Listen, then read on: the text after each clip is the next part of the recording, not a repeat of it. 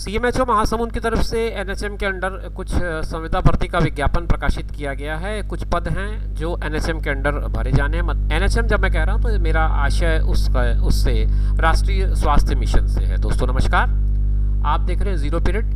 महासमुंद स्वास्थ्य अधिकारी की तरफ से ये विज्ञापन जारी किया गया है। इसमें अलग अलग कैटेगरी के पोस्ट हैं। जब आप इस विज्ञापन को देखेंगे तो आपको सेम पोस्ट 2-3 जगह हो सकता है देखने को मिल जाए, क्योंकि वो अलग अलग मदों में भर्ती की जानी है।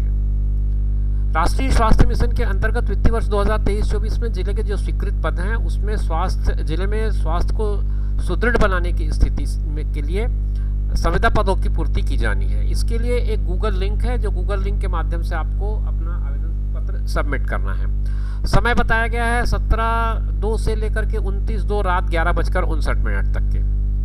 जो पदों की रिक्तियां हैं वो कुछ इस तरह से हैं, आपको मैं बताऊं। सबसे पहले एमओ आयुष RBSK है। ये 25,000 रुपये का एक पोस्ट वेतन होगा। कुल 5 पद रिक्त हैं, जिनमें महिलाओं के लिए 2 हैं। महिला श्रेणीवार अलग अलग अन्य पिछड़ा वर्ग, अनुसूचित जाति जनजाति, ये सारे कैटेगरीज के हैं और ये उसके लिए आवश्यक योग्यताएं हैं। चूँकि पदों की संख्या जो है वो जिस हिसाब से है उसमें अलग अलग डिस्क्रिप्शन दिए गए हैं और काफ़ी लंबा चौड़ा है, तो एक एक अगर मैं पद की योग्यता और इन सब के बारे में बात करूंगा तो वीडियो काफ़ी लंबी हो जाएगी। इसके लिए मैं आपको एक लिंक दूंगा जिसके थ्रू आप इस पोस्ट को डाउनलोड कर पाएंगे। डाउनलोड करके आप डिटेल में उसकी स्टडी कर लें ताकि आपको एसेंशियल क्वालिफिकेशन वाला टेबल ठीक से समझ में आ सके। फिर आगे बढ़ता हूं तो फार्मासिस्ट का पोस्ट मुझे दिख रहा है। 16,500 रुपये की सैलरी है। एक पद है यहाँ पर और डिग्री या फिर डिप्लोमा मांगा गया है फार्मेसी 50% अंकों के साथ। ANM का 12,000 रुपये सैलरी है। एक पद यहाँ पर महिला में बताया जा रहा है, एक पद अनुसूचित जाति में, एक पद अन्य पिछड़ा में। कुल मिला के 2 पद इसमें दिखते हैं। 12th पास, ANM पास और INC एफिलिएटेड ट्रेनिंग सेंटर से। फिर फिजियोथेरेपिस्ट में 18,000 रुपये सैलरी है। 2 पद मुक्त हैं और कुल मिलाकर के 6 पद इसमें दिख रहे हैं मुझे। अलग अलग कैटेगरी में अलग अलग संख्या में पद रिक्त बताए गए हैं। बैचलर्स डिग्री होनी चाहिए फिजियोथेरेपी की, यानी कि BPT आपके पास होना ज़रूरी है।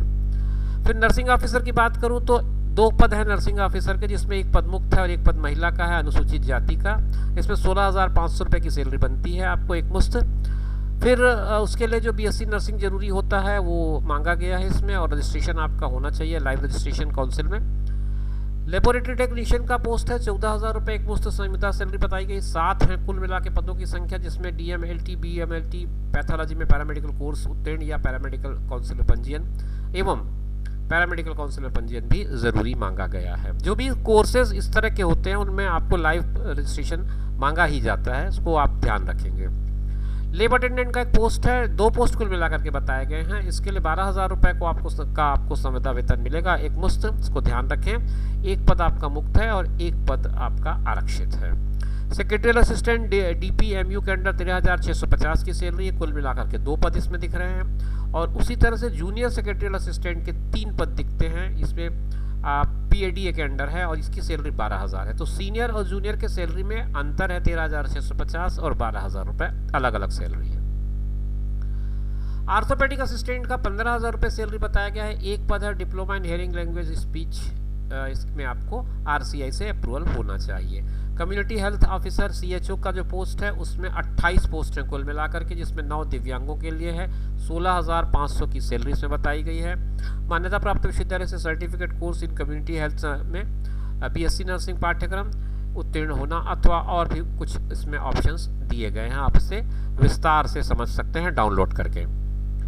आगे बढ़ता हूं मैं और आगे स्टाफ नर्स का NBSU के अंडर है। 16,500 रुपये की सैलरी। 7 कुल पद बताए गए हैं। BSc नर्सिंग है या फिर GNM कोर्स मांगा गया है इसमें। स्टाफ नर्स SNCU के अंडर है। 16,500 यहाँ पर भी है, यहाँ पर लेकिन पदों की संख्या एक ही है। फिर ड्राइवर का एक पद है जिसमें हाई स्कूल सर्टिफिकेट पास मांगा गया और परमानेंट आपके पास ड्राइविंग लाइसेंस होना चाहिए। फिर वार्ड असिस्टेंट का एक पद है। फिर ANM के 4 पद हैं और डेंटल असिस्टेंट का एक पद है। तो इस तरह अलग अलग कैटेगरी में अलग अलग नंबर ऑफ पोस्ट आपको दिख रहे होंगे। फिर सीनियर नर्सिंग ऑफिसर का एक पद है जो 31,500 रुपये सैलरी बता रहा है इसमें। और पीयर सपोर्टर का एक पद है, इस पर 10,000 रुपये सैलरी बताई गई है। ये कुल मिलाकर के मैंने आपको पहला टेबल बताया। फिर उसके बाद ये कहता है 15वें वित्त आयोग वित्तीय वर्ष 2021-22 के लिए हेल्थ ग्रांट के शहरी स्वास्थ्य संस्थाओं के लिए जो पद स्वीकृत किए गए हैं उनकी जानकारी मैं आपको दे दूं। इसमें स्टाफ नर्स का 16,500 सैलरी है, 5 पद बताए गए हैं। जूनियर सेक्रेटरियल असिस्टेंट के 5 पद हैं, इसमें 12,000 सैलरी बताई गई है। क्लास 4 UHWC में 10,000 रुपये सैलरी है, 5 पद यहाँ पर बताए गए हैं। और इसी तरह से MPW के 5 पद हैं, इसमें 2 पद अनारक्षित हैं, 14,000 रुपये इसमें सैलरी बताई गई है। ये सारे पदों का जो विवरण है वो आपको महासमुंद जिले के वेबसाइट पे भी मिल जाएगा, और मैं आपको ये पूरा जो PDF है उसका लिंक नीचे दे रहा हूँ, वहाँ से भी आप डाउनलोड कर पाएंगे, तो विस्तार से आपको पूरी जानकारी मिल जाएगी। कुछ बेसिक जानकारियाँ इसके बारे में समझ लें। विज्ञापन जो है वो आपको इस वेबसाइट पर देखने को मिल जाएगी। ये एक लिंक है जो आपको जिले की वेबसाइट पर मिलेगी। कोशिश कर रहा हूँ कि मैं आपको डिस्क्रिप्शन बॉक्स में इस लिंक की कॉपी करके दे दूँ, ताकि आप वहाँ से सीधे डाउनलोड कर पाएँ या सीधे उस लिंक तक पहुँच पाएँ। और इसके अलावा ऑनलाइन आवेदन करते समय स्वप्रमाणित वांछित दस्तावेज अपलोड करना सुनिश्चित करें। निर्धारित तिथि व समय से आपका आवेदन आ जाएगा, तभी आपका आवेदन स्वीकार किया जाएगा। कंप्यूटर से संबंधित डिग्री, डिप्लोमा मान्यता प्राप्त विश्वविद्यालय का होना ज़रूरी है। और कम्युनिटी हेल्थ ऑफिसर के पद पर भर्ती के लिए विज्ञापन पर अंकित शैक्षणिक योग्यता के प्राप्त अंकों के आधार पर मेरिट सूची तैयार की जाएगी। और CHO के लिए भी नर्सिंग काउंसिल में जीवित पंजीयन होना ज़रूरी है। जीवित पंजीयन नहीं होने की स्थिति में चयन के पश्चात 45 दिन का समय प्रदान किया जाएगा। और सारे आवेदनों में जिला रोजगार कार्यालय का जीवित पंजीयन संलग्न करना आवश्यक रखा गया है। चयन की जो प्रक्रिया है कुछ इस तरह से है। ये पदों की संख्या है। नर्सिंग कैडर हेतु कौशल परीक्षा होगी। पद नाम ये हैं और इसमें अलग अलग पदों की संख्या आप देख रहे होंगे। 2 है, 28 है, 7 है, 1 है, 4, 1, 5, 5। ये इसमें शैक्षणिक योग्यता का 60% लेना है, कौशल का 20% है, अनुभव का 10-20, इस तरह से 10, 15, 20 है। तो इस तरह से आपकी जो मेरिट लिस्ट बनेगी वो इसी के आधार पर बनेगी। आप ये चयन प्रक्रिया के जो अंक हैं, जो निर्धारित किए गए अंक हैं, उनको ठीक ढंग से देख करके समझ लें। फिर उसके बाद कौशल परीक्षा, ये जो 3-4 कैटेगरीज अलग अलग है, जिसमें MO आयुष का है, फार्मासिस्ट का है, फिजियोथेरेपिस्ट का है, लेबोरेटरी टेक्नीशियन, लैब अटेंडेंट का है, ऑर्थोपेडिक सर्जन का है, ड्राइवर का, डेंटल असिस्टेंट और पीयर सुपरवाइजर, पीयर सपोर्टर, उनके ये कुल मिला के पद हैं। इनमें शैक्षणिक योग्यता का आपका 65 अंक मिल रहा है, 20 अंक आपको साक्षात्कार का और कौशल परीक्षा का मिल रहा है, 10 या 15 अंक अनुभव के मिलेंगे। तो इस हिसाब से इसकी मेरिट बननी है। ये मेरिट निर्धारण का तरीका होगा, किस तरह से परसेंटेज कैरी करना है वो आपको बताया जा रहा है।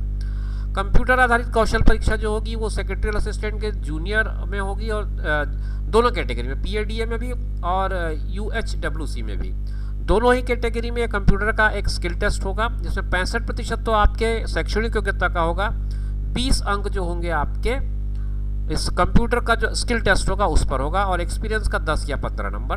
तो इसकी मेरिट लिस्ट जो है वो इस तरह से बनेगी। फिर वार्ड असिस्टेंट और क्लास 4 का भी निर्धारित शैक्षणिक योग्यता का 85% और अनुभव का 15%, इस तरह से 85 और 15 मिलाकर के 100 अंक का इसमें मेरिट लिस्ट बनेगा।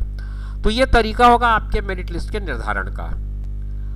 कुल विज्ञापित जो पद हैं क्रमांक 1 से लेकर के 10 तक में, उसमें रिक्त पदों पर 10 गुना आवेदकों को कौशल परीक्षा के लिए बुलाया जाएगा, और 11 से 50 सीरियल नंबर के जो पद हैं उसमें 5 गुना आवेदकों को स्क्रीनिंग टेस्ट के लिए बुलाया जाएगा, स्किल टेस्ट के लिए या स्क्रीनिंग के लिए बुलाया जाएगा। मतलब पहले चरण के लिए 10 गुना और 5 गुना, इस तरह से आपके आवेदकों को बुलाया जाएगा। जब आप दस्तावेज सत्यापन के लिए आएंगे तो ये पूरे डॉक्यूमेंट्स आपको लेकर आना। 8वीं, 10वीं, 12वीं, स्नातक, संबंधित डिग्री, संबंधित काउंसिल का पंजीयन, सक्षम अधिकारी का जाति प्रमाण पत्र, मूल निवास, दिव्यांगता, अनुभव, वर्तमान नियोक्ता का अनापत्ति प्रमाण पत्र और integrated certificate in community health समान, जो आपके सामुदायिक स्वास्थ्य अधिकारी के लिए आवेदन कर रहे हैं। जो CHO के लिए आवेदन कर रहे हैं उनके लिए ये एक प्रारूप दिया है अपेंडिक्स 1 में। कॉलेज के लेटर हेड में आपको ये सर्टिफिकेट बनवा करके अथॉराइज सेक्रेटरी के साथ साइन करा करके सबमिट करना होगा, इस बात को ध्यान रखें। तो ये कुल मिलाकर के मैंने सारी बातें और सारे डॉक्यूमेंट्स आपके लिए शो कर दिए हैं, सारी जानकारी विस्तार से समझा दी है। उम्मीद करता हूँ कि वीडियो आपको पूरी ठीक ढंग से समझ में आ गया होगा। इसी तरह के इन्फॉर्मेटिव वीडियोज़ आप हमारे चैनल पर लगातार देखते रहते हैं। उम्मीद करता हूँ कि आपको ये वीडियो पसंद आया होगा। अगर आपको लगता है कि ये जानकारी आपके दोस्तों के बीच शेयर की जानी चाहिए तो आप ज़रूर इसे साझा करें, और अगर वीडियो पसंद आया हो तो लाइक ज़रूर करें। फिर मिलेंगे आपसे नए वीडियो में नई जानकारी के साथ। तब तक के लिए दीजिए इजाज़त। नमस्कार।